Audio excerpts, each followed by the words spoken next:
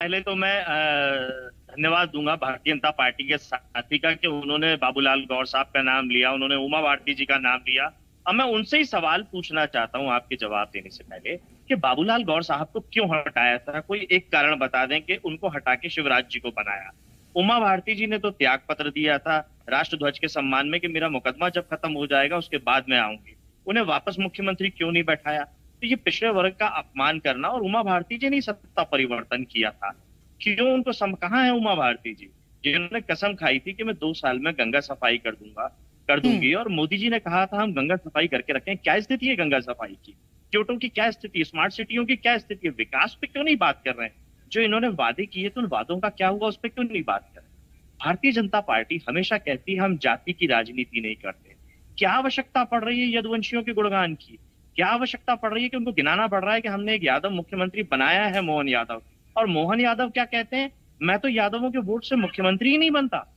आप हम्म। बताइए, मध्य प्रदेश में 29 लोकसभा सीटें हैं, 29 में से एक सांसद था 2014 में लक्ष्मी नारायण यादव जी सागर से।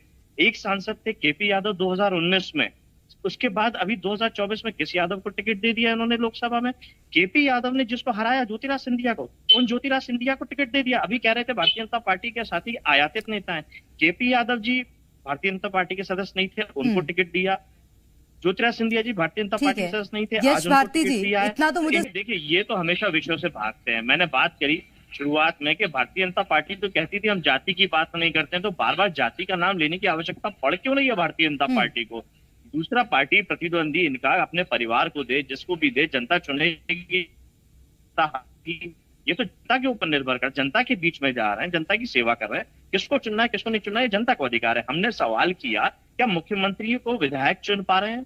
क्या सांसद प्रधानमंत्री चुन पा रहे हैं? इनके यहाँ मुख्यमंत्री मोहन यादव तो पर्ची से चुने गए थे। एक पर्ची निकली थी राजस्थान में, एक पर्ची निकाली वसुंधरा राजे ने, जिसको पढ़ते ही वो अचंभित हो गए थे। सबने देखा राजनाथ सिंह जी के साथ बैठे हुए उनको। छत्तीसगढ़ में भी एक पर्ची निकली। तो पर्चियों से, दिल्ली से एक पर्ची आती है, वहां से निर्णय होते हैं। यहाँ इनके यहाँ लोकतांत्रिक व्यवस्था नहीं है, इसीलिए हम कह रहे हैं लोकतंत्र को खतरा है, संविधान को खतरा है। दूसरी बात, हम्म। आरक्षण को लेकर बार बार करते हैं, क्यों मध्य प्रदेश में 27% ओबीसी आरक्षण नहीं दे? हम्म। ठीक है। मुझे लग रहा है यश भारती जी, नेटवर्क में कुछ दिक्कत है। मैं आऊंगी आपके पास। यश भारती जी हमारे साथ समाजवादी पार्टी से जुड़े हुए हैं। जी कहिए यश भारती जी। देखिए, ये परिवारवाद की बात करते हैं। कल्याण सिंह जी का बेटा सांसद, बेटे का बेटा अभी मंत्रिमंडल में योगी आदित्यनाथ में। उसके बाद ब्रजभूषण शरण सिंह की पत्नी विधायक सांसद रही भारतीय जनता पार्टी से। ब्रजभूषण शरण सिंह खुद सांसद। उनका बेटा भारतीय जनता पार्टी से वर्तमान में विधायक है। उनका एक बेटा भारतीय जनता पार्टी से प्रत्याशी बनाया गया है, मेनका गांधी। उनका बेटा वरुण गांधी। ऐसे तमाम नाम है जो परिवारवाद से निकलते हैं। ये दोगलापन, हम्म। ये दोहरा चरित्र चेहरे पे चेहरा लगा करके भारतीय जनता पार्टी करती है। मैं बराबर इस बात को कह रहा हूं, जाति का नाम लेकर के राजनीति ना करने का काम भारतीय जनता पार्टी कहती है, लेकिन करती है। जाति के आधार पे, धर्म के आधार पे, क्षेत्र के आधार पे बांटने का, तोड़ने का काम। और यही काम मोहन यादव जी के साथ में हो रहा है कि उनको यादवों के बीच में ले जा करके यादव यादव को लड़ाने का काम हो रहा है। और हम्म। आपस में दिखाने की कोशिश हो रही है कि कैसे। हम नहीं कह रहे हम तो यादवों के नेता, हम तो पीडीए की बात कर रहे हैं। पिछड़ा, दलित, आदिवासी, आधी आबादी, सबको जो पिछड़ गया उसको मुख्य धारा में आना चाहिए, उसको विशेष अवसर मिलना चाहिए। हम आरक्षण के समर्थक हैं। ये बोले ना, इन्होंने आरक्षण के लिए किया क्या है?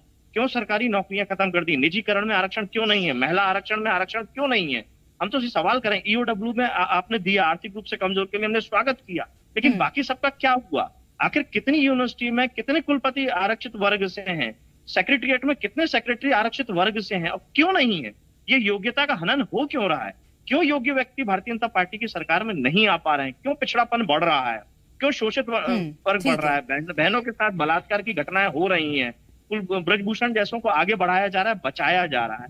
तमाम ऐसे उदाहरण हैं। और मोहन यादव जी की बात जहां तक आ रही है, बार बार आ रही है, मोहन यादव जी कोई विषय नहीं है। वो उत्तर प्रदेश जाते हैं, यादव महाकुंभ करते हैं, वहां शामिल होते हैं, लेकिन जब मध्य प्रदेश में यादव समाज का कोई कार्यक्रम होता है तो उससे भाग जाते हैं, वहां शामिल नहीं होते हैं। तो केवल वोट मांगने के लिए वहां यादव समाज कह रहे हैं और यहाँ आकर के यादव समाज से दूरी बनाते हैं।